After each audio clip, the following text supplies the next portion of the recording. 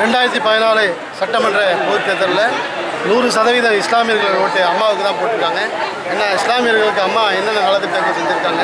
இன்றைக்கி இஸ்லாமிய தீவிரவாதிகள் முஸ்லீம்களை சொன்ன கருணாநிதி ஆட்சியில் பொய் வழக்கு போட்டது கருணாநிதி ஆட்சியில் தான். இன்றைக்கி ரம்ஜானுக்கு நோன்பு திறப்புக்காக எல்லா பள்ளிவாசலுக்கும் இலவச அரிசி வழங்குவது அம்மாவுடைய ஆட்சி தான். இன்றைக்கி எங்களுடைய இஸ்லாமியர்களுடைய 5 கடமையான முஸ்லீம்கள் செய்ய வேண்டிய 5 கடமை, அந்த 5 கடமை நிறைவேற்றுறதுக்கு அம்மா தான் உதவி செஞ்சுருக்காங்க. ஏதாச்சும் புனித பயணம் செய்கிறதுக்கு எங்களுக்கு இலவச மானியம் வழங்கியிருக்காங்க. இது எல்லாமே அம்மாவால் தான் எங்களுக்கு சாத்தியமாச்சு. இஸ்லாமியர்களாக எங்களுக்கு 5 கடமை எப்படி முக்கியமோ 6வதாக அம்மாவுக்கு ஓட்டு போட்டது ஒரு 6வது கடமையை நாங்கள் எடுத்துருக்கோம். நிச்சயமாக அம்மாவுக்கு எங்களுடைய 100% வாக்குகள் நாங்கள் வச்சு பெருமையடைகிறோம்.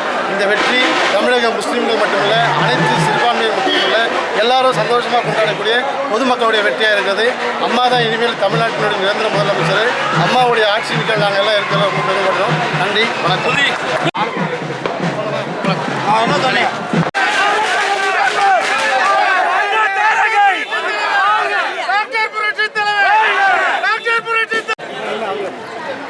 நிரந்தர முதல்வர் அம்மா, நிரந்தர முதல்வர் அம்மா.